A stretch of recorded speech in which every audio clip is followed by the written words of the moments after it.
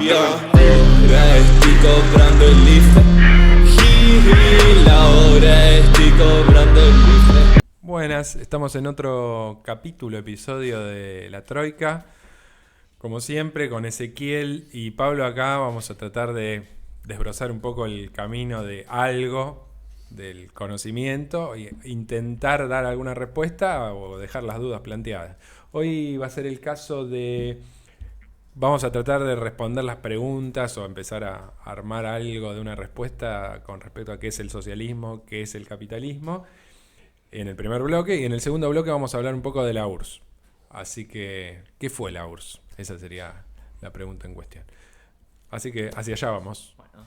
Bueno, lo dicho, aquí vamos a ir con el tema en cuestión. Le paso la palabra acá y el micrófono a Pablo para que se escuche mejor. Sí. Empezando con el tema del socialismo y el capitalismo, hay que empezar a ver cuál es la especificidad del capitalismo. Es decir, qué diferencia al capitalismo de otras formas de organización social. Es un resumen muy grande, pero digamos que podemos decir que las formas precapitalistas, de hecho Marx en los Grundrisse, en un momento, siempre es conocido Marx por sus modos de producción. Siempre, viste, están los famosos etapas de su modo de producción. Y en realidad los Grundrisse en un momento él dice, en realidad hay dos tipos de sociedades. No lo dice como lo voy a decir ahora, es un parafraseo, pero diría, hay sociedades precapitalistas y sociedades capitalistas. O sea, no hay mucha vuelta. En realidad lo que tienen en común las sociedades precapitalistas es mucho más de lo que tienen en común con el capitalismo las sociedades luego del salto al capitalismo. Así que en realidad están más agrupadas entre sí de lo que uno podría después clasificar en modos de producción particulares. Y las diferencias que hay entre esas sociedades son básicamente, o lo que tienen en común en realidad, es básicamente la idea del trabajo directo. O sea, son productoras de valores de uso. Digamos, una sociedad que organiza su producción distribuyendo su trabajo y asignándolo a cosas útiles, pero para uso directo, es decir, para uso inmediato. Es decir, si yo necesito X cosa, voy y la produzco y la consumo. Es decir, hay una unidad de producción y consumo. No hay un hiato, una diferencia, un abismo. Es directo. Es directo. Entonces, y las relaciones sociales son directas. Son relaciones sociales de dominio personal, ¿sí?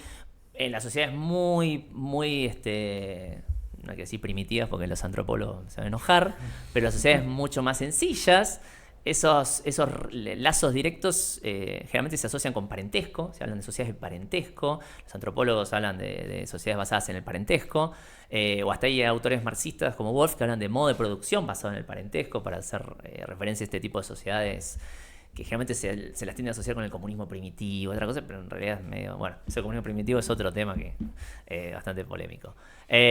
Después tenemos las sociedades que empiezan a organizar su sistema de producción con base en tributos, es decir, sociedades tributarias, y ahí podríamos decir, bueno, hay todo un debate sobre el modo de producción asiático, el modo de producción feudal o asiático, pero en realidad, de nuevo, son diferentes escalas de sistemas de tributos. Sistema de tributo mucho más centralizado se lo tiende a asociar con el modo de producción asiático. En un sistema de tributación más descentralizado, más caótico, con mayor al feudalismo. Donde tiene ya la presencia del Estado, quizás es donde... Del Estado, claro. El salto ahí entre el modo de producción basado en parentesco es el surgimiento del Estado. Es decir, las castas, o bueno, hay todo un debate, son clases, son castas, ¿qué son? Yo creo que son castas, no clases, pero bueno, hay todo un debate, pero bueno, es el surgimiento de castas o clases sociales, donde bueno, ahí ya hay un salto en la capacidad de organización, seguramente. Hay antropólogos anarquistas que me dirán que no, que en realidad sociedades sin Estado han logrado organizar grandes canales de riego, yo qué sé, hay muchos autores que han planteado eso.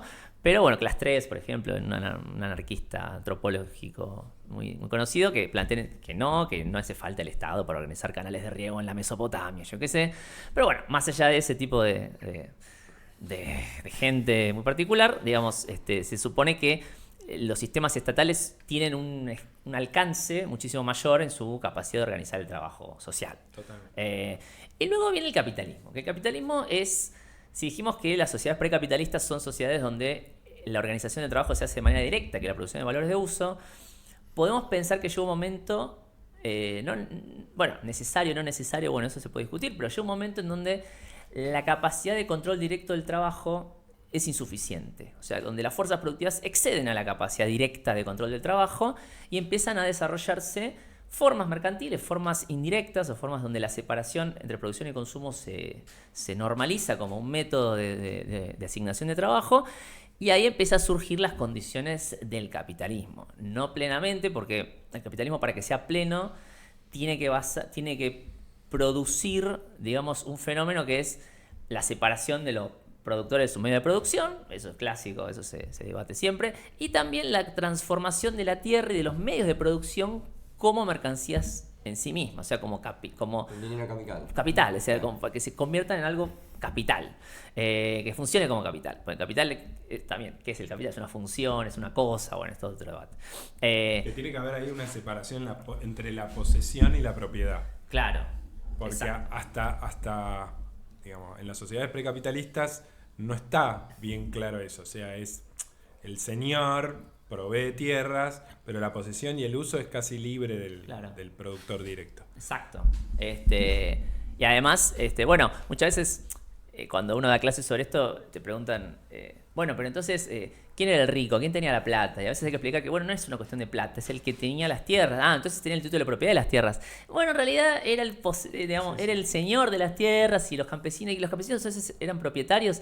Y en realidad ellos vivían ahí, eran parte de la tierra. Si uno se quedaba con el feudo, se quedaba también con los campesinos. Es un bardo. Estaba atado a la tierra. Está todo atado, claro. Está todo mezclado. Por eso, yo qué sé, religión, política, economía, todas estas cosas que hoy analíticamente las podemos hasta subdividir, obviamente en la cabeza, analíticamente estaban todas. Además, el señor debía brindar, o sea, tenía ciertos deberes, digamos, tenía que proteger a su gente y cada tanto, además, hay algo que en alguna vez me dijo alguien tenía que brindar, o sea, hacían gastos, dispensaban gastos, fiestas, porque era la forma también de ganarse el favor y la buena imagen ante sus súbditos. Bueno, de hecho en antropología el tema del don, todo un debate sobre el don y el contradón, lo trabaja Mauss, lo trabajan otros antropólogos, sobre justamente el tema de la fiesta, cuál es el rol de las fiestas y demás, en la circulación adentro de las sociedades basadas en el parentesco. Y bueno, el feudalismo temprano, bueno, venían de tribus germánicas, es decir, tenían tradiciones tribales y después se fue, eso ya después en el feudalismo ya más avanzado, ya en tanta bola no se le daba eso, pero sí en el feudalismo más temprano había ese tema de las fiestas y de esas cuestiones.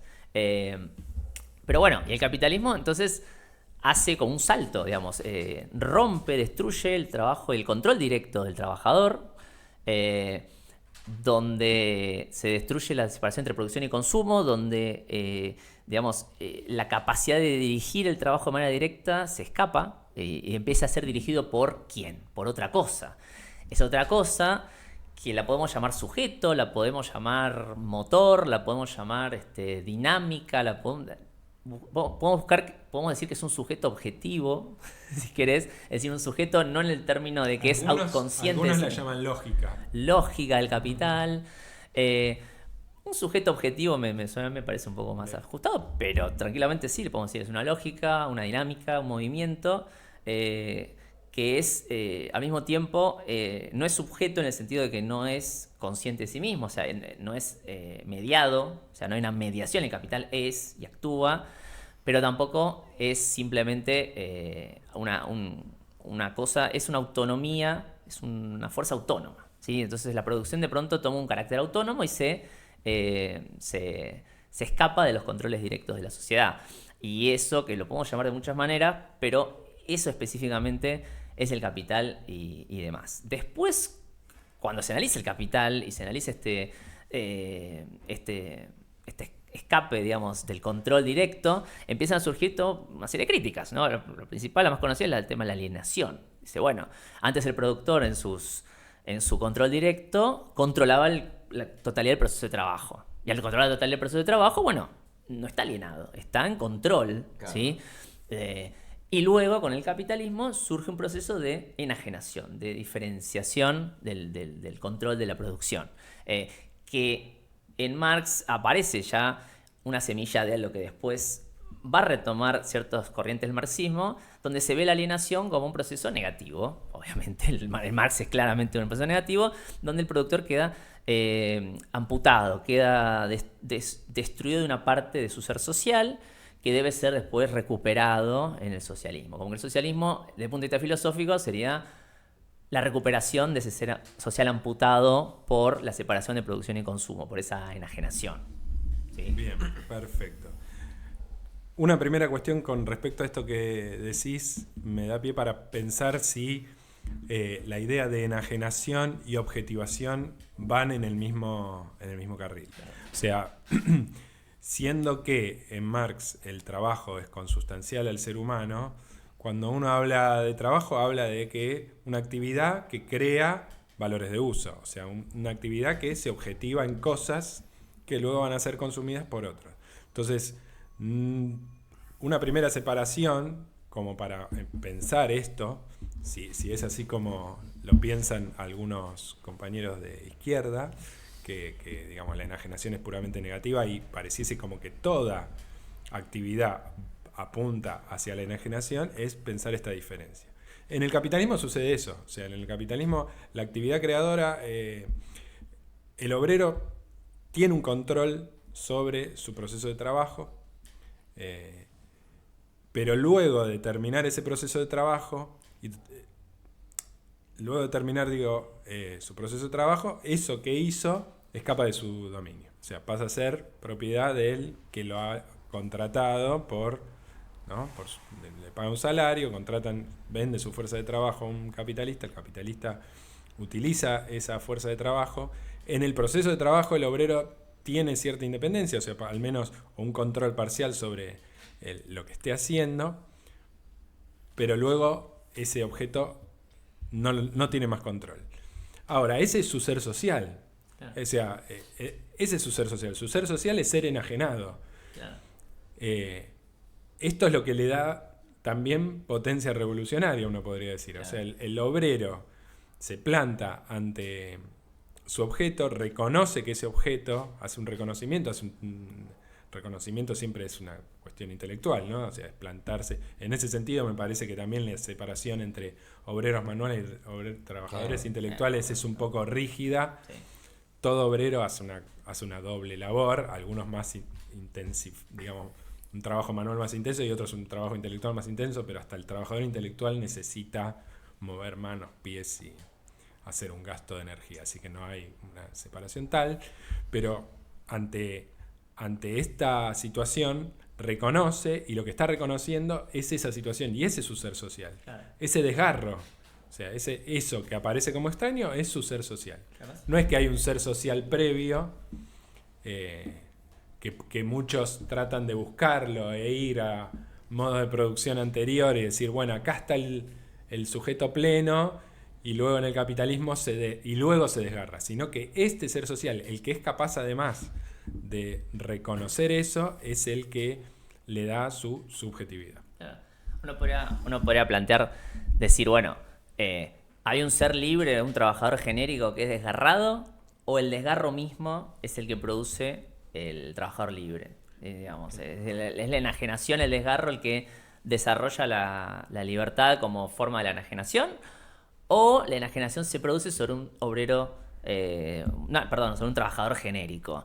Y ahí tenés todo el problema de la libertad, porque bueno, muchas corrientes del socialismo parten de esto y dicen, bueno, ¿por qué la revolución? ¿Por qué es necesario superar el capitalismo? Y dice, bueno, es necesario superar el capitalismo porque el obrero no está subsumido totalmente al capital, claro. Tiene un resto de libertad, y desde ese resto de libertad surgirá, digamos, el fundamento de la superación del capital. Porque si el obrero está totalmente enajenado en el propio capital, al no tener conciencia de sí mismo, ser una fuerza autónoma, no tiene capacidad de liberarse de sí mismo. Lo cual, pensando en lo que vos decías, justo estaba pensando, decís, el obrero no tiene capacidad de control, o está segmentado en su capacidad de control, ¿y el burgués?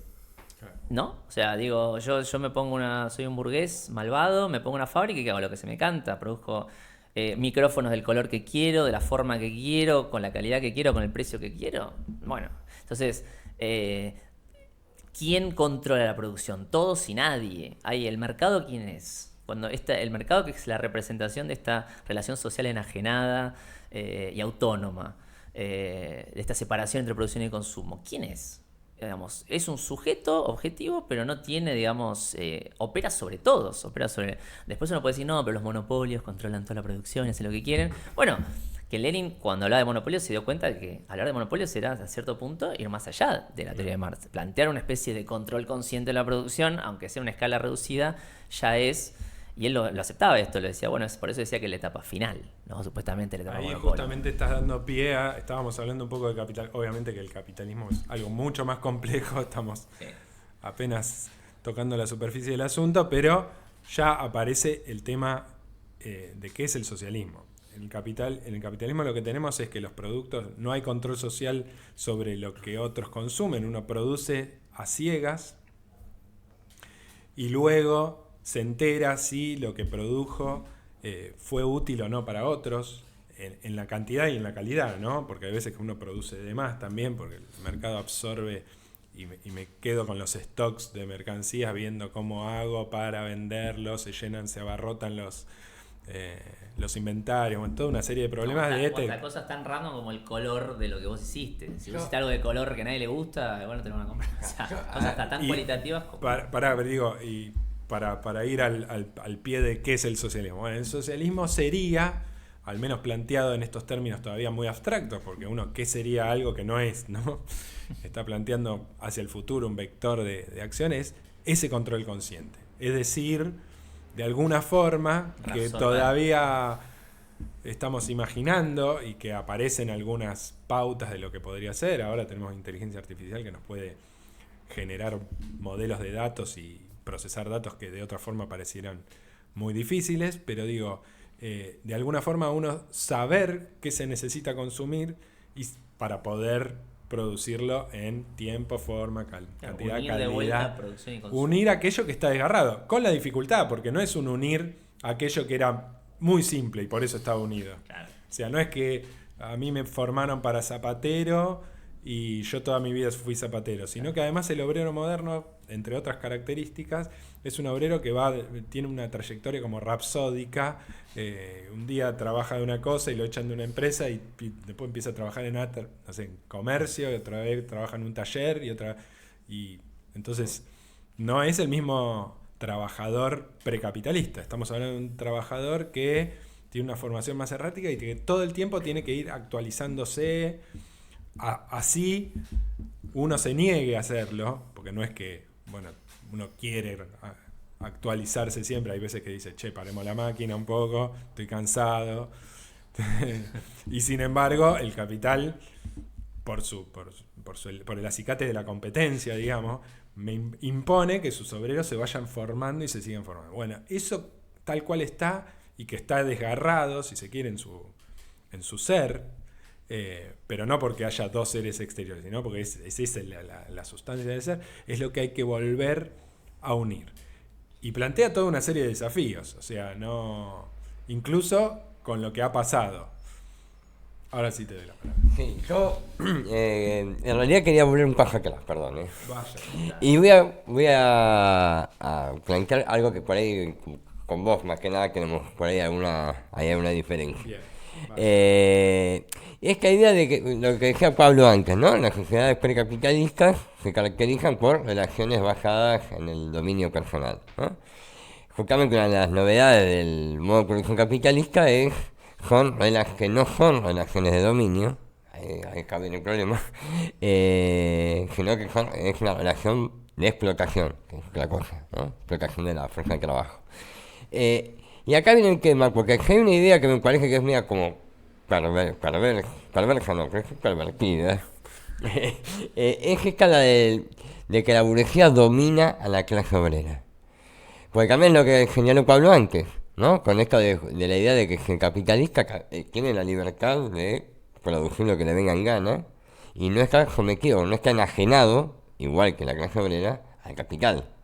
Esta es la cuestión que está de fondo, que bueno, medio sobrevoló antes, que es la idea de que por qué la novedad también histórica del capital del modo de producción capitalista son las clases sociales. ¿Tengo derecho a réplica, digo? Sí. No, porque ya sé lo que me va a decir, pero digo, es cierto que en el ámbito de la producción, el capitalista ejerce una coacción sobre la clase obrera, incluso, bueno, por ahí para hoy día también, en realidad hoy esa función la cumple fracciones de la clase obrera, contra sí misma, pero digamos, la burguesía no tiene ni dominio de la producción, ¿no? Porque, como decíamos antes, el capital es una fuerza autónoma, que más, que produce a espaldas. Pero no habría crisis. Claro, no habría crisis. Y tampoco domina la clase obrera, porque, y acá viene el tema, es como ambas tienen que personificar una mercancía, digamos, el productor privado que personifica la mercancía en fuerza de trabajo es clase obrera, y el productor privado que personifica el dinero capital es capitalista. Los dos, me choqué un cable, digamos, los dos que tienen que, justamente para firmar su persona, para firmar su ser, tienen que personificar su mercancía, digamos, no hay acá una cuestión de voluntad o de subjetividad, una cuestión moral, digamos, ¿no? Ni explotar a la clase obrera, ni la clase obrera tampoco dejarse explotar. Hay veces que está esta idea, o incluso la clase obrera, pero bueno, eso por ahí es el próximo episodio, ¿no? La clase obrera que tiene, cuando se considera que es desclasada. Pero bueno, eso lo dejamos para el próximo tema. Es que eso... La que decir una cosita. No, yo igual coincido bastante con lo que dijiste. No sé por qué pensabas que no.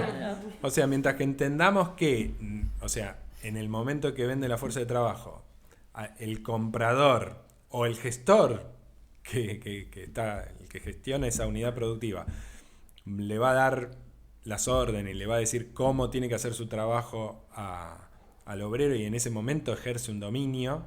¿Por qué? Porque es el que paga el salario. Y lo deja de ejercer en cuanto el obrero dice, no me importa que me pagues el salario. O sea, mientras entendamos eso, ahí estamos. Sí, yo la idea esta de clase dominante, clase dominada, eso me parece que no sirve. Yo creo que vos estás diciendo que el empresario, cuando hace trabajar al obrero de más, no tiene una moral diferente que el obrero cuando defiende su salario. Ya de por sí es basado. Pero bueno, igual sí es cierto. No hay ninguna moral, te paga la huilla, por supuesto. Estás haciendo una lavada de cara a los explotadores. Porque es un problema moral, claramente. Sí, bueno, si es un problema moral, entonces... Yo creo que la idea detrás del socialismo justamente es... No puede haber idea de socialismo, no podemos pensar en socialismo si todas las funciones del capital no pueden ser realizadas por un obrero. O sea, de hecho el socialismo es posible de alguna forma, después veamos cómo, solo y solo si todas las funciones del capital pueden ser tomadas por un obrero bajo su mando. Entonces, si hay funciones del capital que no pueden ser tomadas por un obrero por un problema moral, de libertad, de todo, chao. O sea, no puede haber socialismo.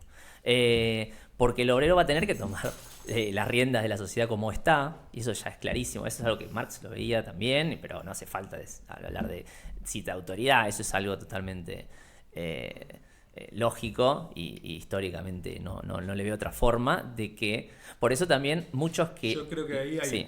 hay un tema que vale la aclaración, digamos, es cierto, y en lo inmediato es así. O sea, si existiese esa transición de la que vamos a hablar en otro episodio, que es la revolución, que es el cambio de un modo de producción al otro, en una primera etapa hay que tomar esas funciones, la clase obrera tiene que tomar esas funciones para sí. Luego, como se producen transformaciones, habrá cuestiones que hacen al modo de producción capitalista que pueden ir siendo superadas, que tienen que ver con la circulación, trabajos que no son productivos, que no hacen valores de uso, que bueno, habría que ver, ¿no? También en qué medida porque mientras circule dinero vamos a necesitar bancos, y ese es un trabajo improductivo. Entonces, no, pero ahí habría que ver. Bueno, pero en el desarrollo del socialismo, así como el capitalismo elimina trabajos, sí. O sea que son los vuelve improductivos. Hablábamos justo de a nadie se le ocurriría armar una huelga contra la electrificación para que los productores de velas porque se quedan sin trabajo los productores de velas o algo así, digamos. De la misma manera, en ese sentido yo creo que en eso el socialismo no se diferencia mucho de la propia dinámica, no se diferenciaría del capitalismo, porque en su propio desarrollo iría eliminando tareas propias de la gestión y reproducción del proceso productivo que justamente debería ir superando. Entonces, bueno, queda la pregunta. la pregunta flotando. El socialismo, digamos, ¿qué vendría a ser? Yo particularmente no creo que haya una sola respuesta. Ya de hecho Marx en el manifiesto escribe contra los socialistas, muchos tipos de socialismos. De hecho, él después, más adelante en su vida, habla de que, por ejemplo, se puede sortear la industrialización por la comuna agrícola hasta cierto punto, y puede el socialismo llegar más rápido haciendo una especie de salto por sobre la modernización, con la comuna agrícola como base, sin necesidad de que vayan todos a las ciudades y que se pase todo ese proceso de movilización total del campesinado hacia las ciudades.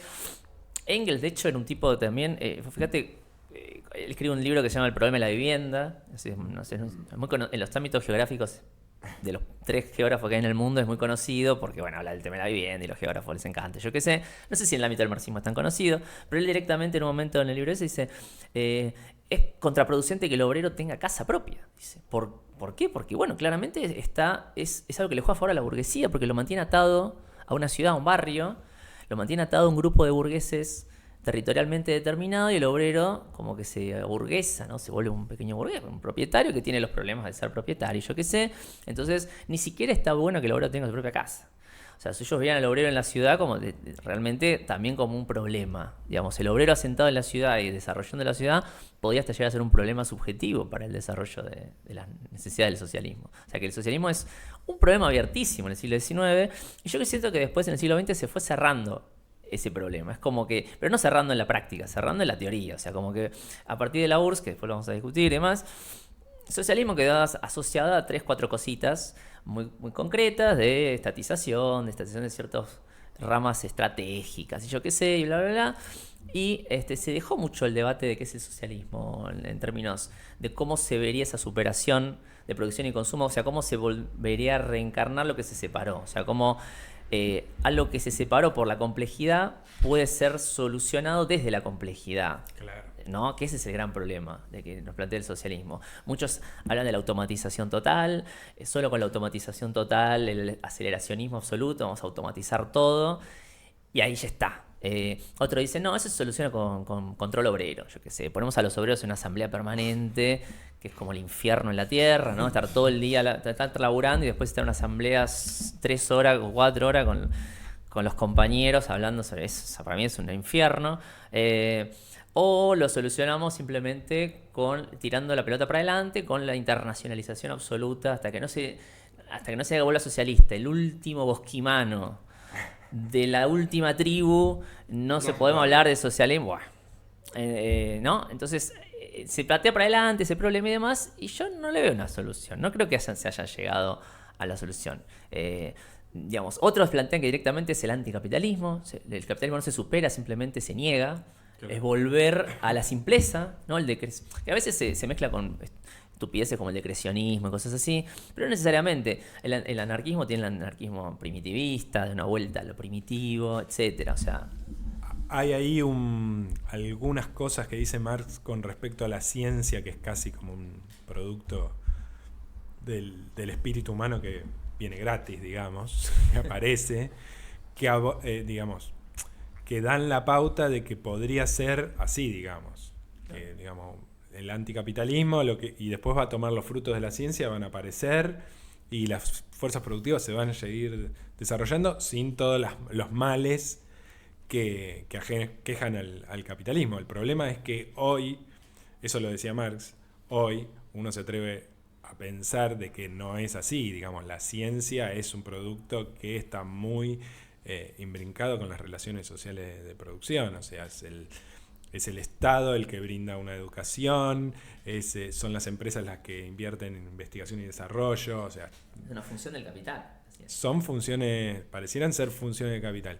Y bueno, con respecto a lo que decías, digo, con toda esa complejidad, yo creo que parte de la dificultad está en que las fuerzas productivas posiblemente no nos hayan puesto adelante de la solución, de todas las soluciones necesarias, técnicas estoy hablando, para un control de la producción. Y esto también hay que asumirlo como una posibilidad, porque muchas veces se plantea como que el problema del socialismo es un problema que está siempre en lo inmediato. O sea, siempre está al alcance de la mano el socialismo, solo que falta voluntad. No, hay que ver por qué esa voluntad no está. Factor subjetivo. Claro, ese divorcio entre lo objetivo y lo subjetivo, yo creo que hay que volver a ponerlo sobre la mesa, poner sobre la mesa que por ahí estamos en una etapa que requiere otra cosa, requiere formarse, sí, entender y ir entendiendo en qué etapa estamos y hacia dónde se está yendo y ver. Después, obviamente van a aparecer los medios cuando tengan que aparecer y ahí los analizaremos, pero desde un mejor lugar, no desde la fantasía de decir, bueno, el socialismo es ponerle garra. Socialismo cuando los obreros votan. No, justamente en relación a eso, hay la definición de Marx también, que parece a mí que no sirve para gran cosa. ¿No? El socialismo es la libre asociación de los productores. Ajá. Sí, productores libres asociados. Ajá. ¿Y eso cómo se come? Digamos, después podemos ver, no sé, por ahí la parte más concreta, la socialización plena del trabajo privado. Bueno, bien.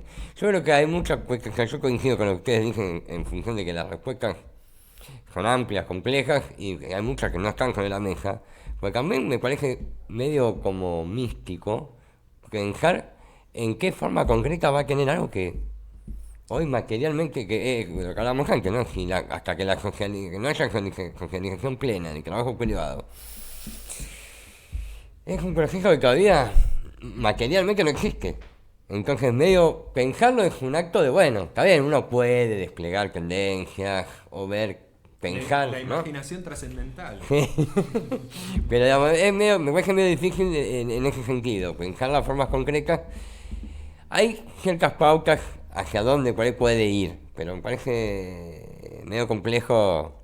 Si no terminamos en esto, ¿no? El problema es subjetivo, no es. Yo por mi parte dejo los puntos suspensivos ya y cuando quieran denle el cierre que quieran. No, bueno, yo creo que ahí se vio también, no sé si para cierre, o sea, es una observación que ahí se vio Puntos también. suspensivos. Puntos suspensivos. Ahí se vio bien el tema este de si el socialismo es la crítica práctica y teórica y la práctica crítica y la crítica práctica, ¿viste? Esas inversiones que hacíamos al capitalismo, nos queda como una idea de que, bueno, podemos poner esa superación del capitalismo ciegamente en el desarrollo de las fuerzas productivas como una especie automática, cosa que a veces se le critica, o bueno, se nos ha criticado a mí, por lo menos esa idea, cosa que yo no comparto, pero bueno, por Facebook tampoco se puede debatir mucho profundamente, pero esa idea de que las fuerzas productivas se van a encargar de todo automáticamente, bueno, claramente no, pero decir lo opuesto es una idiotez. O sea, así como es decir que las fuerzas productivas se van a encargar de todo es una idiotez, es un automatismo, digamos, escatológico, histórico, totalmente sin sentido. Decir lo opuesto también es una estupidez. Decir, bueno, yo puedo reunificar lo que fue la complejidad de todo el sistema de producción y consumo, independientemente del desarrollo de las fuerzas productivas, bueno, es una estupidez. Y solo lo puede decir alguien que es, obviamente, es un hippie. Iba a decir, bueno, un hippie, alguien que está a favor de que el capitalismo no se supera, sino que simplemente se niega, se va para atrás. Listo. O sea, me asusta demasiado esta complejidad de las producciones y el consumo global, me asusta demasiado toda esta complejidad. Volvamos a lo básico, volvamos a reunirnos, reunifiquémonos con eso desgarrado a partir de la simplicidad. Lo cual, Marx algo es, digamos. El Señor de los Anillos. Hay semillas. Bueno, el Señor de los Anillos, claro, el capitán sería como Mordor, ¿no? Y los orcos del conurbano, ¿no? En las fábricas, y yo sería como Gondor, no sé. Los elfos, ¿no? Los elfos serían ellos, porque ni siquiera trabajan. Los elfos están ahí en el bosque, retosando, yo qué sé. Porque los enanos por lo menos trabajan, ¿viste? Están en las minas, ¿viste? Yo qué sé. Pero bueno, serían como los elfos ahí en el bosque de Córdoba, en la sierra de Córdoba, en una choza de barro. Que le dicen bioconstrucción, pero es una choza, chicos. Es un adobe. O sea, todo bien. Pero bueno, digo, entonces la superación estaría entonces en la negación para atrás. Lo cual en Marx, no digo que está plenamente, pero hay semillas de esa idea también de, bueno, la tarea de reunificar esto desde la complejidad es tan hercúlea que, bueno, volvemos para atrás. O sea, la comuna rusa. Vamos a, ¿no? Y la otra es, bueno, esta tarea la va a solucionar la tecnología. Ya está. La otra es la tarea esta, la va a solucionar el control obrero. Los obreros saben qué quieren, pongámoslos a debatir, lo cual es una aberración, ¿sí? Pero bueno, entre las fuerzas productivas, la democracia obrera, la vuelta a la simplicidad, bueno, todas estas críticas al capitalismo que se hacen llamar socialismo como crítica práctica, práctica crítica, lo que sea, bueno, nos han dado que hablar, nos han dado que reír, pero bueno, nos han dado que también que pensar porque, bueno, algo de eso hay en un poco de todo. ¿No? La simplicidad no. La simplicidad creo que hay que descartarla. Porque eso ya no es socialismo, eso sería anticapitalismo. Eso ya es una cosa que es otro tema. O sea, uno puede ser anticapitalista, está perfecto, tiene su ideólogo.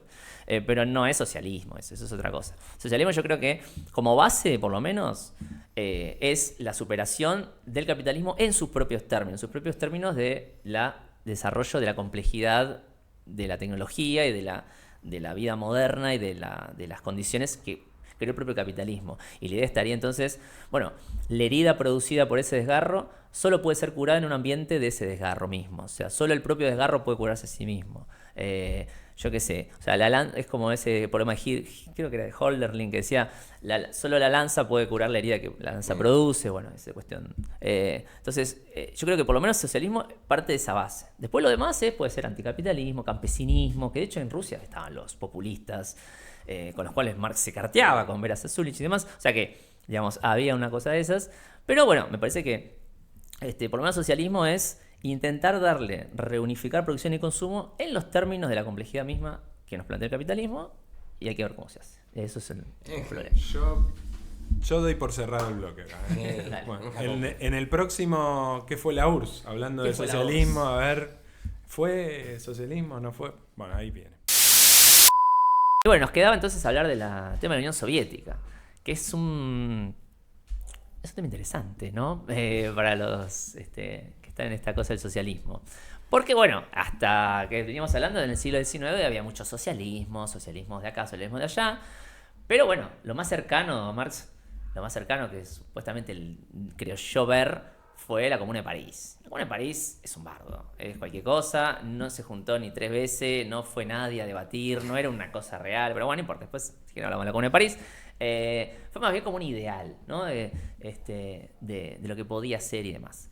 Pero luego viene la Revolución Rusa. Y la Revolución Rusa, digamos, pasa en un contexto determinado. Hay muchas interpretaciones sobre ese contexto. Vos podés decir, la Revolución Rusa llegó porque el capitalismo estaba en su etapa final, en su decadencia final, que fue la interpretación de Lenin, ¿no? Bueno, acá el capitalismo, supuestamente, según ellos lo veían, el capitalismo de la manufactura fue superado, de la gran industria fue superado, estamos llegando a la época de los monopolios, y esto es el final. El modelo Ford T es el límite de las fuerzas productivas del capitalismo.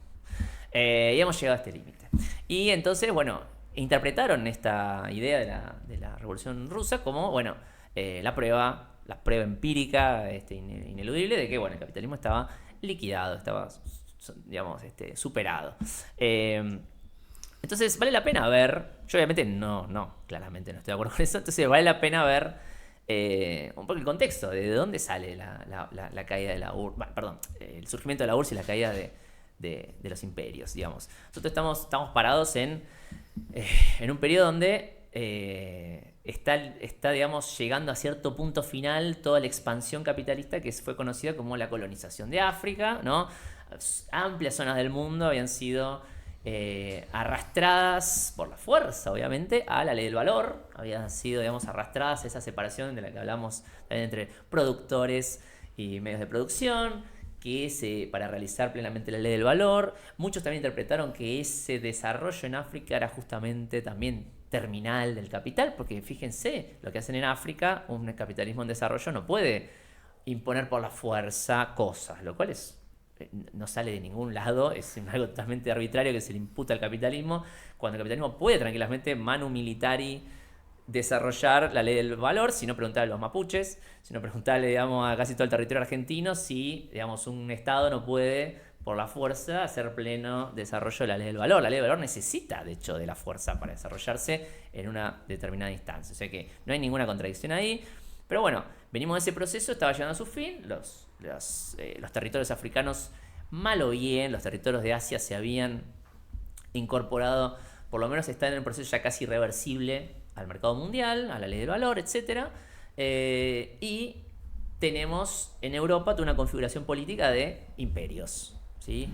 La forma imperio, ¿no? El imperio alemán, que se fue, digamos, construyendo con las victorias sobre Austria en el 1866, bueno, las victorias después sobre, obviamente, Francia, digamos, de hecho inauguran el imperio alemán, se inaugura justo en Versalles, o sea, traen a todos los nobles de Alemania para declarar el imperio alemán en Versalles de la Francia derrotada, o sea, una cosa que fue una humillación brutal, que después se la van a cobrar con el tratado de Versalles, le van a ir a firmar el tratado en la misma Versalles que ellos celebraron el inicio del imperio alemán. Entonces, tenemos el imperio alemán, tenemos el imperio austrohúngaro, que también surge en el siglo XIX, el imperio otomano, etc. Y el imperio ruso, bueno, obviamente, que es lo que estamos hablando, y tenemos esta serie de imperios cuyo colapso, donde la Primera Guerra Mundial, que fue una guerra también de tratar de expandir esta forma imperial, se chocó con la realidad, digamos, militar, tecnológica y política, de que era la forma política del imperio clásico ya no, eso creo yo, es una interpretación que yo, ya no estaba, digamos, de acorde al desarrollo propio del capital en ese momento, y colapsó el imperio alemán, la República de Weimar, colapsó, digamos, el imperio otomano, dio los turcos, los jóvenes turcos y todo el desarrollo de Ataturk y todo ese desarrollo particular, el imperio austrohúngaro también, y el imperio ruso. El imperio ruso, bueno, colapsó, y ahí viene la cuestión, ¿porque el capitalismo estaba muy desarrollado? Yo creo que no, yo creo que colapsó. Porque además hablar de capitalismo muy desarrollado, capitalismo tardío, capitalismo del medio, capitalismo del principio, yo no sé si es correcto, parece que habría que afinar ahí la puntería, pero ¿había espacio para desarrollo capitalista en 1920, 1917? Sí, por supuesto que sí. ¿Tiene sentido hablar en algún momento de que no hay espacio alguno para desarrollo capitalista? Yo no creo que en ningún momento podamos decir eso en términos absolutos. Yo creo que hay que verlo bien, pero bueno, así sí se tiende a interpretar la cuestión. Entonces, cuando cae el imperio, esta caída de los imperios conllevó, digamos, a procesos que son revolucionarios, ¿sí? O sea, donde la clase obrera en Alemania, obviamente, bueno, casi todos conocen lo que pasó en Alemania, se forman este tipo ante el colapso estatal total, los trabajadores con su experiencia particular sindical, con su experiencia, digamos, de militancia, con sus organizaciones, muchas veces toman el control de la situación, y esos son los soviets, básicamente, que podemos hablar de los soviets y esa cosa, pero los trabajadores se hacen cargo frente al colapso del Estado, así como cuando colapsa el Estado de muchos procesos de independentistas, en muchos procesos de descolonización, como en el caso de Vietnam, en el caso de China, el colapso del Estado total, bueno, en ese caso son guerrillas o son distintas organizaciones político-militares que van a hacerse cargo de la estatalidad de ese territorio en diferentes momentos, en diferentes intensidades. Pero bueno, los soviets fueron la forma europea, digamos, más urbanizada, más ligada a la experiencia de la clase obrera de hacerse cargo del colapso del Estado. Y eso pasó desde Alemania hasta Rusia y demás. Norte de Italia también. Norte de Italia, de hecho en Finlandia también hubo una especie de parlamento. Bueno, en Finlandia en particular porque en Polonia hubo diferentes formas de hacerse cargo de algo que estaba en un colapso, producto de el desarrollo del capitalismo y de una etapa donde el capitalismo sí es verdad que llegó a una etapa final, pero no final en términos totales, sino final en términos de una cierta estructura política, organización política que ha dado todo un desarrollo en el siglo XIX, que era la forma del imperio. Y entonces y ahí empieza la famosa Revolución Rusa, ¿no? Colapsa el imperio ruso, se reeditan los soviets de 1905, surgen primero los soviets, el zar tiene que abdicar, bueno, se forma un gobierno provisional, etc. Y ahí viene toda la cuestión de, bueno, esos que llegan a tomar el poder, ya vamos a ver después hablar de qué son los soviets, eso se va a encargar más él y demás, esos que llegan a tomar el poder lo toman, a diferencia de tal vez sus amigos alemanes, con ideas un poco más diferentes de qué es el socialismo o cómo es, entre comillas, el verdadero marxismo, el verdadero socialismo, que eran los bolcheviques. Y al final terminan llegando los bolcheviques. teniendo que destruir una asamblea constituyente, que obviamente les hubiera dado minoría en esa asamblea constituyente, que no podrían haber gobernado de forma tradicional, pero llegan. Y empieza una construcción particular donde al principio empiezan con diferentes políticas. Bueno, la primera política... Hay toda una guerra civil. Una guerra civil, obviamente prolongada, que ya venían de la guerra mundial, y encima después se le suma la guerra civil, o sea que vienen de, yo qué sé, son 6, 7, 8 años de guerra, 8, 9 años de guerra ininterrumpidas, además de guerra total, no una guerra así nomás. Y empieza todo el proceso revolucionario que desemboca en lo que conocemos como el socialismo real, ¿no? A veces se le llama el socialismo real, socialismo realmente existente, que son estos intentos de planificación, que avanzaron hacia una planificación, un intento de planificación centralizada de la economía, a partir de que luego de toda la serie de guerras civiles, de problemas y demás, tuvieron que hacerse cargo no solo del Estado, sino también que hacerse cargo del conjunto total de la economía en un imperio colapsando. Y eso dio como resultado este tipo de modelos o de alternativas al capitalismo, digámoslo así, ¿no? Con una etapa como la NEP. Sí. Sí. Con etapa como la NEP, que donde al principio se intentaba relajar, había debates, yo que sé, al principio hasta se pensaba que, bueno, las requisas obligatorias de granos y el comunismo de guerra, eso era el socialismo, porque llegamos a un punto que no había dinero, y si no hay dinero, no hay capitalismo, cosa que es una tontería, porque ya dijimos que el capitalismo surge de la fragmentación productiva de por sí, no surge del dinero.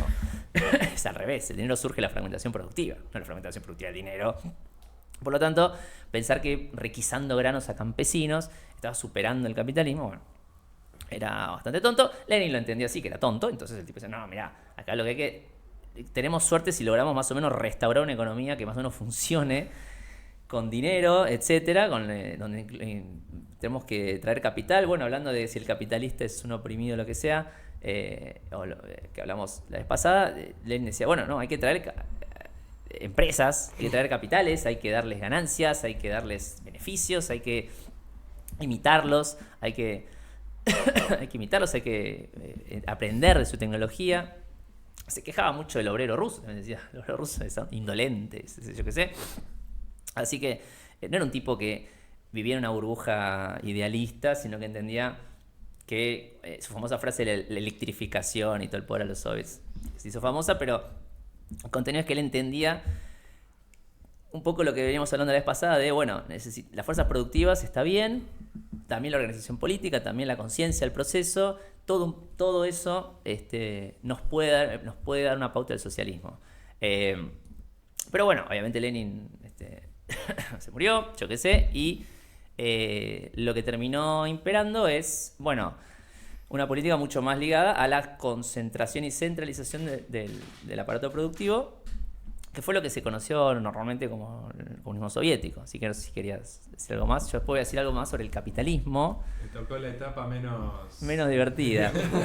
El capitalismo, digamos, cómo fue avanzando, parece a mí que también es interesante después verlo más adelante, cómo el propio capitalismo fue desarrollándose, pongámosle en paralelo. Yo por lo menos no creo que haya un paralelo, yo creo que la economía mundial es una. Después vamos a ver cuáles son las caracterizaciones que se hicieron de la Unión Soviética, ahí también lo podríamos. Bueno, entonces vamos a ver después todo ese tema. Dale. Con mis deficiencias trato de tomar la palabra, pero bueno, luego de esa etapa en donde empieza a haber problemas, está la crisis de las tijeras con respecto a las dificultades que trae cuando uno no tiene el control de los productos que se realizan, porque la NEP era una economía que todavía, digamos, tomaba formas mercantiles y donde el control de la producción estaba en pequeños productores, que ahora se me olvidó el nombre, que pasaron a ser como una especie de enemigo público. Los kulaks. Que pasaron a ser como una especie de enemigo político en la etapa posterior, porque justamente cuando aparece la figura de Stalin y toma en sus manos, cómo se va a organizar la producción, me parece otras ideas, empieza a aparecer la idea de una disciplina más fuerte, en donde hay que competir y producir, y donde ya aparece, digamos, ciertas ambigüedades terminológicas al menos, en tanto de qué es el socialismo. Porque pareciese que todas aquellas formas como la mercancía, el dinero, el capital, que parecían exclusivas del capitalismo, en el socialismo tenían lugar. ¿Por qué? Porque estaban subsumidas en un régimen general de otro tipo. O sea, como que el carácter político del proceso iba a dominarlas y ponerlas y funcionalizarlas para los propios fines. Sí, cómo no. Había un economista, no recuerdo el nombre, que hablaba de acumulación originaria del socialismo. No me acuerdo cuál era economista soviético. Y él decía, bueno, no, tenemos que poner el desarrollo del capitalismo, así como el capitalismo subsumió otras formas de producción, bueno, tiene que haber una especie de acumulación original del socialismo para generar las condiciones para después, o sea, y se debatía en esos términos. Sí. Obviamente que digamos, parte del proceso político de represión interna en la Unión Soviética surge de una discusión de cómo iba a ser ese socialismo, pues se sabía, ya estaba, digamos, la NEP había llegado, digamos, a los límites, o sea, era o se iba a una restauración completa del capitalismo o se iba hacia otra cosa, del capitalismo, digamos, en su sentido, digamos, capitalismo privado, de productores independientes de mercancía. Y en esa discusión, en donde había unos que hablaban de, bueno, hay que organizar a partir de valores de uso, digamos, un poco siguiendo la idea del comunismo de guerra, pero bueno, con otras pautas, o estaban aquellos que decían, no, hay que utilizar las categorías del capitalismo. Los que vencieron fueron los que decían, hay que usar estas categorías. Que uno ya ahí ya puede decir, o puede empezar a plantear, ¿es socialismo esto que se estaba construyendo? Esa sería la pregunta, ¿no? Claro. Que era un poco la pregunta que teníamos en el otro bloque, pero ahora apuntada a un objeto en particular, que es la URSS. Y uno ya se da cuenta por las categorías, digamos, teníamos obreros que vendían fuerza de trabajo, teníamos capital, teníamos dinero, había mercancía. Es cierto que había ciertas formas de asignación directa, más que nada en cuestiones estratégicas, pero todo apunta a que en realidad lo que seguía existiendo era el capitalismo, con una fuerte presencia del Estado dirigiendo la producción. Pero que es algo que, si analizamos paralelamente al capitalismo, como vos proponés, también encontramos en otros países, sí. O sea, también encontrábamos estados, no sé, para ponerlo un poco en perspectiva. Mientras que... Pero vamos a Argentina. El YPF se creaba más o menos por esos años y era el Estado el que ponía en los yacimientos petrolíferos fiscales y estaba el general Mosconi dirigiéndolo. Era una especie de... Y nadie pensaba que ahí había socialismo. Lo que había era la necesidad... Bueno, no sé. Por ahí alguno todavía no cree. Se pone la pechera y dice... Bueno, pero digamos, claramente... Para cualquier persona que esté en su sano juicio, no diría que Argentina por esos años era socialista. Y sin embargo sucedía, digamos, se organizaba la producción con formas que en la Unión Soviética existían. Entonces, bueno, recuerda lo primero que uno se tendría que plantear por detrás, porque existía también la disciplina laboral, existían las sanciones, claramente existía la represión. O sea, la figura que aparecía en Marx como los individuos libremente asociados, acá no estaba pasando. Acá no estaría pasando, la coacción era fuerte, había represión política, nada que no estuviese en otros países. O sea, si uno busca en la misma época, hay formas muy fuertes de represión, o sea, en los años 30 está surgiendo el fascismo, o sea, claramente la democracia todavía no estaba universalizada, o sea, había muchos países que tenían formas ¿cómo se llama? Dictatoriales o sin democracias plenas. Las democracias plenas van a llegar mucho después, las mujeres no votaban, una serie de cuestiones que no ponen a la Unión Soviética como un rara avis dentro de un proceso mundial.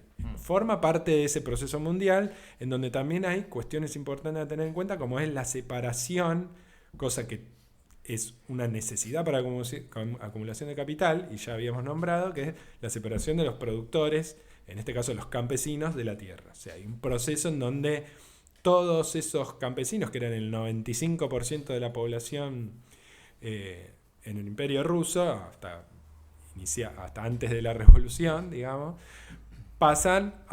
empiezan a pasar a ser trabajo disponible para este proceso de acumulación de capital en donde se va a revertir el número prácticamente, va a pasar en pocos años, va a pasar a haber una clase obrera en donde antes era una fracción exigua de la población, pasa a ser, o sea, prácticamente como que la revolución creó aquello que podía llegar a ser el sujeto de una revolución.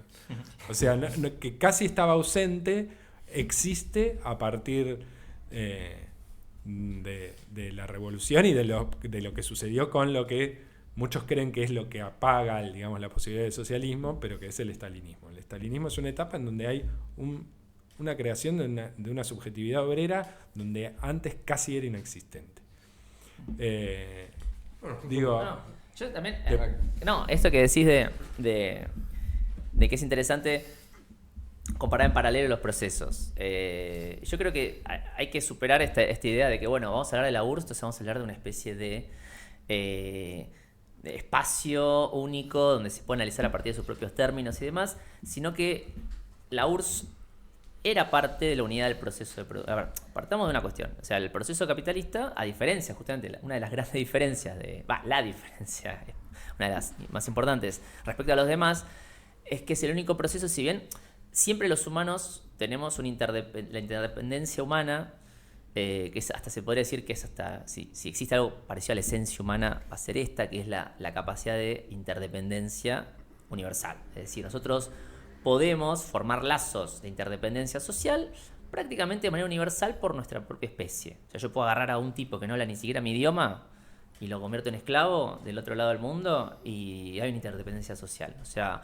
una persona aún más ajena, alienígena que pueda existir dentro de este planeta para mí, yo la puedo esclavizar, la puedo hacer parte, o la puedo, obviamente, mil cosas, ¿no? Pero digo, la puedo transformar en un lazo social directo. Por lo tanto, hay una interdependencia ya de por sí entre todos los humanos. Ahora, previo al capitalismo, claro, previo al capitalismo, esta interdependencia no se podía expresar porque no había una forma universal única, porque las relaciones eran directas. Con el capitalismo ya eso se rompe, ya tenemos una unidad del proceso, y ese es el famoso internacionalismo. O si quiere, ese es el contenido real del internacionalismo. Es la realización práctica de la interdependencia a partir de la separación de producción y consumo. Si se quiere poner en términos un poco medio marcianos, pero es así. Entonces, no es tipo, yo no le voy a la selección porque eso no es internacionalista, porque yo qué sé. No, el internacionalismo, te guste o no, existe. Es como, aunque seas pro Argentina, pro selección, no vas a cambiar eso. O anti-selección, no vas a cambiar eso. Tiene que ver con un proceso objetivo del desarrollo de la interdependencia humana. La forma capitalista desarrolla la interdependencia humana a niveles universales. Le da un contenido universal por primera vez. Práctico universal por primera vez. Entonces, la URSS no escapa de eso. La URSS, como decías, aparecen formas capitalistas, que pensábamos que eran capitalistas, dentro de la propia URSS. Por lo tanto, ahí empieza a surgir, bueno, ¿qué es un capitalismo de Estado? ¿Es otra cosa? Yo qué sé. Bueno, hay muchos debates, todos son válidos porque en realidad estamos planteando diferentes ángulos el mismo problema, la aparición o la imposibilidad de este intento de socialismo de superar el capital. Y por lo tanto de poder, digamos, si se quiere proponer algo superador a esta unidad del proceso capitalista mundial. Por lo tanto, el obrero ruso es tan productor privado independiente como del obrero yanqui, como el obrero yanqui del ruso. O sea, no había una unidad, por lo tanto no había una unidad directa, había una unidad indirecta, autónoma, un proceso autónomo que los unía. Por lo tanto, en ese sentido, la URSS no es algo diferente al proceso capitalista de conjunto. Y analizarla como algo diferente, único, particular, totalmente alejado, es un problema porque si venimos hablando de que justamente el capitalismo se supera a partir de su propio coso, no podemos después de páginas siguientes decir, no, la URSS es algo compartimentalizado porque, no, la URSS, así como el capitalismo se supera a partir del desarrollo de las propias condiciones del capitalismo, bueno, la URSS es eso, es un intento de superación del capitalismo que va a trabajar en las condiciones del propio capitalismo. Pero que tiene algunas particularidades, Sí, o sea, obviamente la revolución, o sea, desapareció la burguesía, entonces había que tomar... Claro. ¿Quién tomaba la gestión del capital? La organización de la producción, ahí estaba la cuestión, ¿no? También, la otra cuestión. Y lo que la tomó es obviamente un Estado, un régimen que requería, por la tarea titánica de organizar toda la producción social, de muchos cuadros técnicos. Esto es lo que se conoce como burocratización, que en realidad, digamos, es un término que sirve, algunas variantes de socialismo les sirven para criticar a la URSS, pero no para entender qué es lo que está pasando. Claro. O sea, que haya todo Estado tiene una burocracia que trabaja, ¿no? Que realiza tareas particulares. Esta burocracia en particular además tenía que hacer lo que hacía la burguesía. Entonces requerías de un Estado que tenía un tamaño y una capacidad de acción muy distinta a la que son los estados, claro, llamémoslo normales. Ahí, sí. donde antes el mercado solucionaba esas cosas. Exacto. Bueno, pero ahí en Marx también hay un problema, ¿no? Porque cuando Marx analiza la Comuna de París, una de sus cosas es ven, ellos sacaron la burocracia. Como que Marx entendía que el Estado chico era un Estado más obrero. ¿Cuál es? Muy loco. Es así. Pero Marx entendía que el Estado obrero es el Estado chico. Sí, porque sí. El Estado elefantiásico era un Estado obviamente más opresor, más burocrático. Él entendía y muchos marxistas, bueno, tomaron este concepto, bueno, que está en Marx, es una de las famosas semillitas que fue dejando Marx, de la que hablábamos. Porque el tipo es un pensador complejo, no es un tipo que tiene una recetita y lo repetía. Era un tipo que miraba lo que pasaba y pensaba, yo qué sé. A veces decía una cosa, decía otra, y bueno, que hay que intentar pensarlo en ese sentido. Entonces, esta idea de que la burocracia era grande es interesante porque los que critican el tema de la burocratización, generalmente como que critican a la burocracia por lo que no es. A ver qué quiero decir con esto. Digamos, un burócrata existe cuando los procesos, digamos, cuando la eficiencia está más vos volvés más eficiente, digamos, el quehacer del proceso. O sea, cuando vos analizás un proceso y tratás de hacerlo más eficiente. Entonces, y son procesos que son repetitivos por definición. Un burócrata solo puede ejecutar tareas repetitivas y objetivos. Tienen que ser ajenos, no tienen que ser capricho personal. No capricho personal, tienen que ser procesos repetitivos. Entonces, y ahí el burócrata es el tipo que básicamente intenta, digamos, volver más eficiente, digamos, procesos repetitivos, que a veces son redundantes, etcétera. Bueno, ya lo sabemos, todos tuvimos problemas con la burocracia en algún momento, ya lo sabemos. Todos hemos puteado una ventanilla anónima, ahí problemas de... Todos tenemos un bombita. Todos, claro, todos queremos. Pero lo que muchos de los critican la burocracia... La critican por lo que no es. Dicen, no, burocracia es arbitrariedad, es hacer lo que se te ocurre. Pero justamente Lenin, y eso también es culpa de Lenin, porque Lenin cuando trataba de organizar el Estado se quejaba de la burocracia, pero en realidad lo que se estaba quejando es de que no había burocracia, de que cada tipo hacía lo que se le cantaba, de que necesitaba poner comisarios políticos, de que no había procesos estandarizados, de que no había procesos repetitivos, y eso tiene que ver con la falta de burocracia, no con la burocracia. O sea, lo que Lenin se queja en realidad es que falta burocracia. O sea, falta burocracia en el sentido... moderno y concreto del término de un grupo social que se encarga de determinados procesos repetitivos y de clasificación repetitivos. Entonces también se utiliza burocracia en ese sentido despectivo como, no, vos sos un burócrata porque usás tu propio capricho personal. Pero eso es lo anti-burócrata. El burócrata justamente es el que no puede usar su capricho personal porque está atado a ciertos procesos repetitivos. Hay como una imagen así hollywoodense, ¿no? Que Hollywood se ha encargado mucho, ¿no? de denostar a la Unión Soviética mostrando, ¿no? Esa cosa, esos procesos que son antiintuitivos, redundantes, en donde hay que pasar por 5... Pero en realidad la burocracia, digamos, el capital privado también tiene burocracia. Hay burocracias privadas. O sea,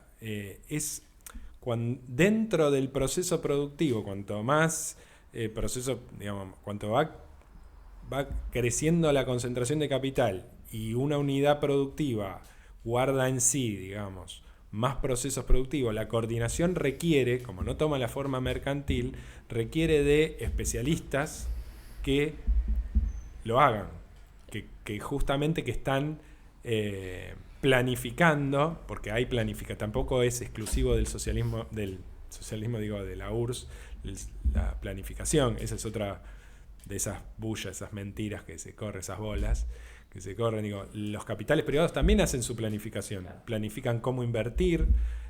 Cuando vienen a invertir a algún país, piensan, la estabilidad política que tienen, pensarán otras cosas distintas de las que pensaban la burocracia soviética. Pero la burocracia soviética también pensaba en cuál iba a ser su plan de lo pongo muy entre comillas, plan de negocios, Sigue siendo una función del capital. sigue siendo una función del capital. Con las diferencias del caso, pero que son mucho menos de las que en general la gente piensa. O sea, Es más parecido a un burócrata soviético, un burócrata de la Ford que Totalmente. a cualquier otra cosa. Que a un totalmente. señor feudal. Yo qué sé. Totalmente es así. Sí. Voy Total. con los, Vaya con lo suyo. con los jóvenes. ¿Cómo no? No, yo para ver el otro aspecto, que es, digamos, esta concepción del politicismo histórico, en que realmente, lo que realmente es el marxismo, ¿no? No es más, para mí no es materialista histórico, sino es politicista histórico, de creer que la burocracia también es como la enajenación política, ¿no? Es hombre libre. Sí, la expropiación política de la democracia obrera. Y es pensar que el soviet, ¿no? Lo que hablábamos en el bloque anterior, la asamblea permanente, y es no ver que es como fragmentar los procesos históricos. Lo mismo se hace con otros procesos históricos, digamos, ¿no? Con, no sé, la Revolución Francesa, que se fracciona. Acá es lo mismo, digamos, y es no ver justamente los momentos y las necesidades de cada momento particular de la revolución. ¿El soviet qué es? Es un protoestado. Una vez que vos ya tenés ese estado, que después coagula en el partido bolchevique, esta también es otra cuestión de ver la cosa en forma externa, en el partido de la clase como separados, la clase construye su dirección. El partido bolchevique aparece ahí, porque la clase obrera rusa organizada en los soviets. Cada que uno ve ese país tan grande y cree que la revolución era en toda Rusia, no, era en 3 ciudades, nada más. Entonces, digamos, el soviet que es un protoestado, una vez que el Estado ya se tomó, se empezó a construir y que la burocracia está funcionando, el soviet no tiene más sentido. Porque, digamos, la clase obrera, ¿qué quiere hacer? Lo que decíamos en el bloque anterior, ir a su casa, trabajar y hacer sus cosas, digamos, no estar reunido resolviendo cuál va a ser la planificación. Para eso están los cuadros técnicos, que son obreros también, no que son marcianos, y la propia burocracia. Y esto es visto, ¿no? desde el marxismo históricamente como, bueno, había socialismo hasta que los soviets se cerraron o se anularon con Stalin. Como que pide disculpas por la burocracia. Claro, pide burocracia. Perdón, por la burocracia. ¿No? Perdón. Es que, digamos, y acá, esto además de que la cuestión de que una forma política determina un tipo de sociedad es un disparate, lo otro es que es problemático también, porque si vamos al caso, ya los soviets están anulados desde el primer momento, porque Lenin no solo clausura la Asamblea Constituyente, cuando pierden, sino que él, antes de la toma de poder, dice hay que hacerla antes del Congreso pansoviético, porque tiene miedo justamente de quedar en minoría. Entonces, digamos, eso es un disparate. Y me parece a mí lo último, como para ya ir quizás a la caída, es la Unión Soviética. Podríamos definirlo ahí como capitalismo de Estado, que es problemático ese término, es muy problemático, pero sí se puede ver como un producto de ese mundo de la manufactura moderna, ¿no? Y un poco ahí, con eso quiero ir, me parece, con la caída, porque ¿cuánto tiene que ver el cambio en el proceso material de trabajo, ¿no? En el fin de la manufactura moderna y el tránsito que todavía hoy lo estamos atravesando, el régimen de la gran industria, un poco en la caída? No sé si eso quería plantearlo. ¿Querés vos o? Me empiezo y Dale. seguramente vas a tomar la palabra. Bien. Bueno, entonces empezó todo ese proceso, pasó en el medio obviamente la Segunda Guerra Mundial, con todos los trastornos y a la vez, digamos, como toda guerra, también ayuda a desarrollar la técnica. Así que también pasó por ese proceso post Segunda Guerra Mundial en donde, digamos, hubo un aumento de natalidad muy grande, en ese sentido tampoco fue una excepcionalidad la Unión Soviética, y empezó a aparecer diferencias dentro de la clase obrera. ¿Por qué? Porque lo que decíamos antes, como la ciencia no es un atributo, no sale de una plantita, sino que es producto de una subjetividad obrera, pero no de cualquier subjetividad obrera, sino de una porción de la subjetividad obrera, empezó a aparecer la necesidad de consumos diferenciados. O sea, empezabas a tener obreros que, por ejemplo, tenían que coordinar su trabajo yendo a congresos internacionales o al menos participando de alguna con otros científicos de otros países. Entonces empezaba a aparecer toda una necesidad que no era la del obrero común, que se veía apartado de esos consumos, pero a la vez había una necesidad de que, como sucede, digamos, porque era parte, digamos, de la pátina de socialismo que se quería implantar, de la idea de que los consumos eran todos parejos, que todos nos desarrollábamos universalmente. Esa era la idea que durante mucho tiempo no solo fue una idea, sino que hubo, digamos, avances hacia eso, hacia el aumento de la escolarización, acceso a vivienda, etcétera. Eso pudo ser hasta determinado momento en donde ya se empezó a hacer acuciante la necesidad de que haya obreros que tengan un consumo diferenciado, y empezó a existir, digamos,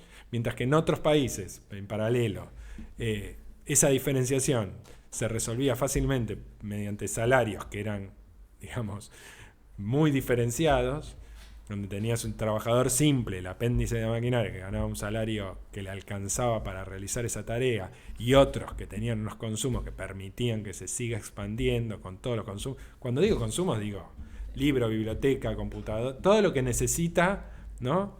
A veces pareciese que la computadora es un bien así especial. No, es parte, el que consume una computadora está consumiendo algo que necesita para desarrollarse como trabajador. Bueno, en ese momento no había computadoras, o eran unos objetos muy especiales, pero sí otro tipo de objetos necesarios para ese desarrollo. Mientras que en otros países esa diferenciación se surcaba de distintas maneras, ubicando a los trabajadores simples en unos espacios nacionales, a los trabajadores complejos en otra, eso es lo más común.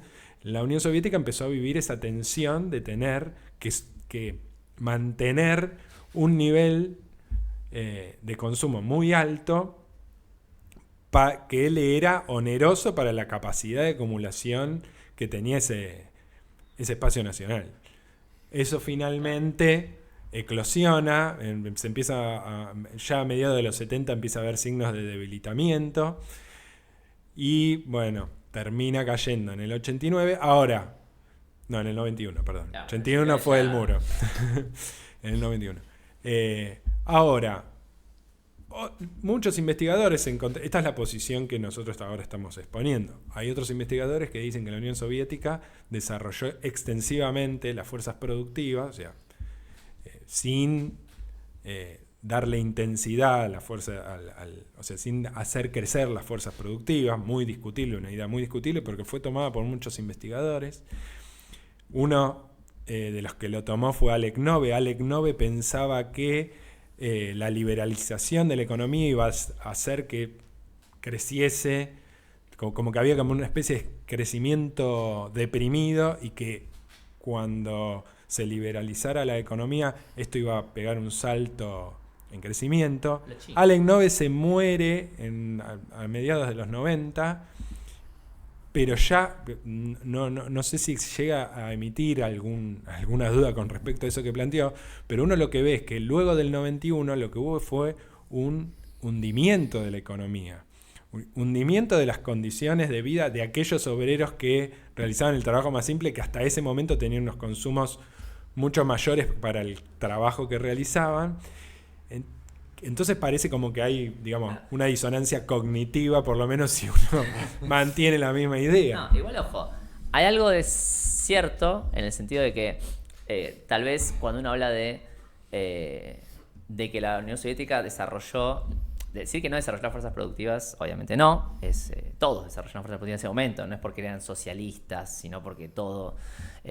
pero es verdad que desarrollaron, como vos bien marcaste, una especie de consumo genérico muy homogéneo, ¿sí? Tipo, no sé, en ropa, muebles, heladera, departamento, y listo, ¿entendés? O sea, y bueno, y obviamente libros y demás, pero cosas muy genéricas para un obrero genérico, ¿sí? Una especie del obrero fordista clásico, digamos, de la misma época. Que todos iban al mismo colegio, todos, ¿viste? Ese tema de la reproducción masiva del obrero genérico. Pero, como también decís, bueno, a partir de los finales de los 60, los 70, que ahí se ve también el tema del movimiento estudiantil y otro tipo de cosas que están mostrando una fragmentación de atributos productivos y de subjetividades productivas, empieza a verse, bueno, que ya no alcanza esa reproducción horizontal, ¿sí? Sino que es necesaria una diferenciación interna. Y ahí vos decís, bueno, con la caída de la URSS se ve que era un error pensar en términos de, bueno, si cae el socialismo va a haber un aumento del nivel de vida, porque de hecho al día de hoy Rusia hoy no tiene tampoco una gran, yo qué sé, no es una economía con una diferenciación interna superior a la que tienen un montón de países de medio pelo, o sea, de mitad de tabla, digamos, a nivel mundial, o sea, que no es que tampoco desarrolle una diferenciación fenomenal. En términos de atributos productivos, pero sí tal vez se puede pensar que ahí tal vez este autor planteaba la idea de, bueno, una pequeña apertura en algunas ramas controlada, una especie de, ¿no?, reforma, lo que después va a ser China, una especie de reforma a lo chino. Y claro, integremos un poco por algunas ramas, digamos, al mercado mundial, que total ya estamos integrados al mercado mundial, no es que estás volviendo a ningún lado, siempre fuiste parte. Pero entonces generemos algunos vasos comunicantes con la tecnología más moderna, porque de hecho la URSS hacia la década de los finales de los 70s, mejor dicho, hacia los 70s, 80s, todas las computadoras de la URSS eran convenios que tenían con empresas de Inglaterra, con empresas, digamos, no es que los tipos estaban desarrollando todo, muchos transistores, digamos, y demás, venían de convenios que tenían con empresas capitalistas, o sea, empresas, digamos, no rusas, digamos, de afuera de la burbuja del universo ruso. Por lo tanto, ya existía eso. El tema capaz que decía, bueno, si generás vasos comunicantes digamos, inteligentemente, podés llegar a ser vas a diferenciar más a la clase obrera, vas a generar una especie de cuña ahí como modernizando a la clase obrera y fragmentándola más, y eso puede llegar a desarrollar. Lo que pasa es que, bueno, a pesar de los mitos liberales medio falopa que andan dando vuelta por ahí, que dicen, no, la URSS cayó porque la gente se moría de hambre, estupideces así. No, la URSS no cayó porque la gente se moría de hambre. Si los sistemas cayeran porque la gente se moría de hambre, claro, digamos que el capitalismo, no sé, digamos, habría varios caídos, habría un cementerio de sistemas o de gobiernos por todos lados. O sea, claramente no es así. La URSS no era ni el paraíso, ni era el país más desarrollado y feliz del planeta, ni tampoco estaba muriendo de hambre. Tenía problemas, tenía complejidades, como cualquier país. Tampoco exageremos, no dramaticemos. Claramente el hambre vino después. Si vos querés decir hambre, bueno, vino después. Cuando fue esa apertura totalmente indiscriminada, donde 4 o 5 oligarcas se quedaron con, ¿no? Bueno, se quedaron con todo. Bueno, y entonces, ese mito liberal de que, no sé, el comunismo fracasó porque la gente, yo qué sé, se moría de hambre o quería escuchar a los Pet Shop Boys. No, digamos, porque también esa cuestión, la gente miraba la cultura de Occidente y miraba la música electrónica y decía, pero aunque parezca mentira, toda esa idea de consumos musicales, consumos culturales, parece una estupidez, pero tiene con la subjetividad productiva. O sea, la diferenciación productiva se da a través de todo.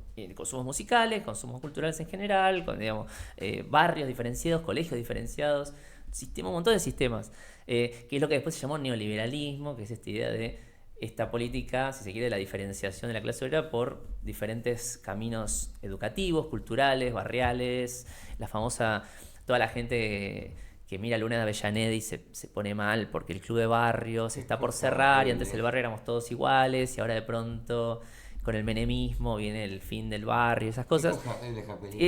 Bueno, pero es ese sentimentalismo barrial de esa idea de hagamos el duelo por una clase obrera, que yo creo que tampoco nunca existió, pero que por lo menos imaginariamente aparece como una especie de monolito barrial donde todos iban de guardapolvo blanco al colegio, todos los obreros con su grafa azul a la fábrica, y eran todos una especie de monolito. Se rompe. Entonces se dice, no, vino el individualismo. Uno se pone medio galeano y dice, ay, vino el individualismo, Pero en realidad, también, digamos, el desarrollo mismo de la ciencia, la técnica, nuevos productos. De hecho, el éxito de la industria supone que haya menos obreros en la industria. O sea, la industria aumenta su productividad y entonces no es que el pibe que tenía el viejo laburando en la Ford, en la década cuando cumplía 18, 19 años, en la década de los 60 y 70, no iba a entrar en la Ford probablemente. Iba a tener una carrera universitaria, iba a querer hacer otra cosa. ¿Y por qué? Porque ya la Ford no estaba tomando gente a lo loco como antes, porque ya la Ford se hizo tan productiva que ya no necesitaba tomar más gente para la Ford. Entonces se libera mano de obra que se dedica a otras tareas, y esas otras tareas son los servicios y desarrollos más... Sí, porque además se complejizan las mercancías a tal Claro. punto que el consumo de las mismas requiere de cierta asistencia. O sea, yo no puedo consumir un teléfono celular sin que haya ciertos técnicos que mantienen una red que me lo posibilitan a mí, y además cierta asistencia para poder recomponer el servicio o algo que, no sé, a mí me cuesta. Hay personas más grandes que le cuesta más resolver algunos temas de configuración del teléfono, así que... Pensá en medicina también. ¿No? Hoy que nos dijeron, la otra vez me enteré algo que yo no sabía ni que existía la flebóloga. Claro. ¿No? ¿Qué las varices? Sí. O sea, o en fin, acompañantes terapéuticos, hay uno que se llama terapistas ocupacionales, hay un montón de servicios que, bueno, mejoran o no mejoran. ¿no? Bueno, de hecho, cuando uno analiza en Estados Unidos, por ejemplo, por estado, cuál es la principal rama económica que le da mayor valor agregado, en casi todos es healthcare, es medicina, ¿sí? Es decir, medicina, educación, lo que es el cuidado de la salud, la educación, servicios personales, es lo que más se expandió. Entonces, en todos lados, es lo que más absorbe nueva mano de obra. Desde enfermeras hasta cirujanos y desde lo que sea, desde docentes universitarios hasta docentes, hasta maestras jardineras. Todo ese tipo de desarrollo, uno podría decir, bueno, hacer un duelo y decir, bueno, no, antes la industria integraba a todos. Ponele que sea cierto, no quiero tampoco, yo tampoco creo en esos relatos tan idealizados, ¿no? Pero pongamos que sea cierto.